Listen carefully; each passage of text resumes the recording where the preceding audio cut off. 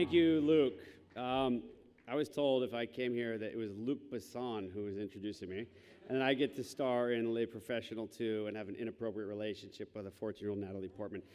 So that's the only reason I came. I'm just joking. First of all, too much wine, sorry.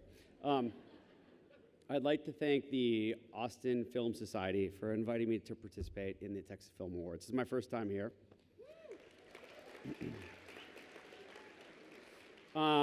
And the good news is that I didn't tell them I was Jewish, so I'm the first Jew on stage in Texas. In all seriousness, tonight I actually have the honor and pleasure of introducing a very special and talented woman.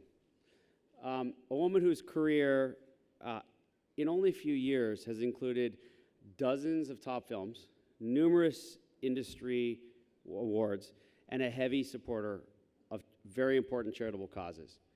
And speaking of charitable causes, as many of you probably know, all proceeds from tonight's gala go to support the Austin Film Society grants and education programs.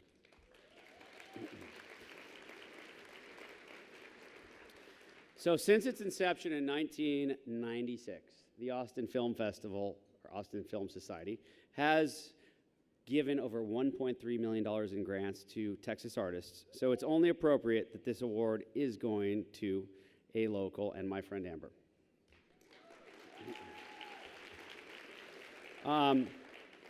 As the head of what we like to call a new studio and content engine, because there's no longer film studios, even though film studio heads like to say they're still film studio heads, we're not. But I couldn't be more pleased to lend my support to an organization that is dedicated to discovering, nurturing, and funding the next generations of filmmakers in Texas. As such, it is my pleasure to introduce an extremely talented actor and a very good friend, someone who grew up right here in Austin and will, without question, continue to be a force to be reckoned with in this business. I promise you, as I told her parents tonight, she's going to be one of the most important actresses of our time. It's not a matter of if, it's a matter of when.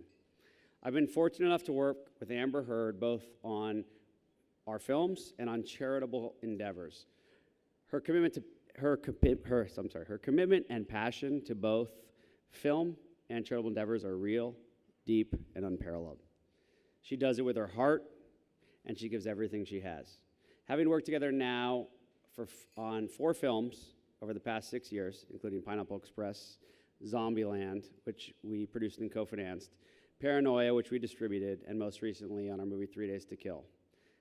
If you haven't seen 3 Days to Kill, it was directed by MACHETE, a script by Luc Besson, which is why I thought I was here. 3 Days to Kill tells the story of a dying CIA operative, played by Kevin Costner, who wants to reunite with his estranged daughter. But to do so, he has to agree to one last assignment for the agency, which is run by Amber. As everyone knows who's seen the film, and for those of you who don't, you should see the film. Thank you. Amber was amazing in the role of a shy CIA analyst who transforms herself into a very sexy, powerful spy. Obviously, the hardest part of this, and I know you all agree, is the makeup and special effects we need to do to make her look sexy. Having now spent time with Amber, both on set and in charitable endeavors like the Art of Elysium, a charity of which I serve as the chairman, I can say with firsthand experience, she is insanely creative, she is wickedly smart, she is hardworking, and she's a consummate professional. She is also one of the most genuine and fun people to be around. She lights up every room, whether it's in a hospital with kids in need or after 20 hours in a freezing set in Paris. She is the beacon of light. And her career proves that. In barely a decade, Amber has been cast in nearly 36 films and television shows and firmly established herself as an actress of tremendous ability and on-screen charisma. And I think we'd all agree with that.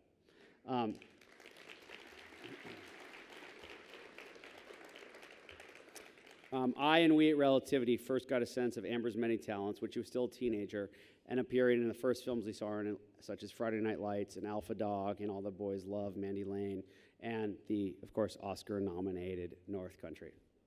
Even then, it was clear that she was a magnetic performer. And after a few years, I saw that she could do comedy with the best of them when we cast her opposite Seth Rogen and James Franco in Pineapple Express, for which she also received a Young Hollywood Award. And again next year in Zombieland, opposite Jesse Eisenberg and Woody Harrelson and Bill Murray. So her most recent films, in case you don't know, I think we all probably know, but include The Rum Diaries, opposite Johnny Depp, Drive Angry, opposite Nicolas Cage, and on our own movie, which we distributed, Paranoia, opposite Liam Hemsworth. Some of the best actors in the business, and of course, she held her own. And last year, she starred as Miss San Antonio in the action comedy Machete Kills, directed by native son Robert Rodriguez.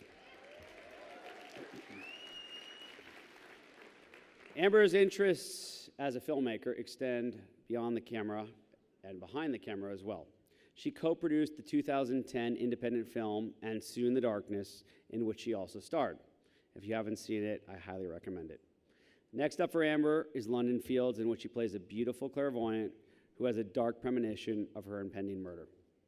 When she's not on set, as we talked about a moment ago, Amber is passionate about a number of causes and active in many philanthropic organizations, including Amnesty and Art of Elysium.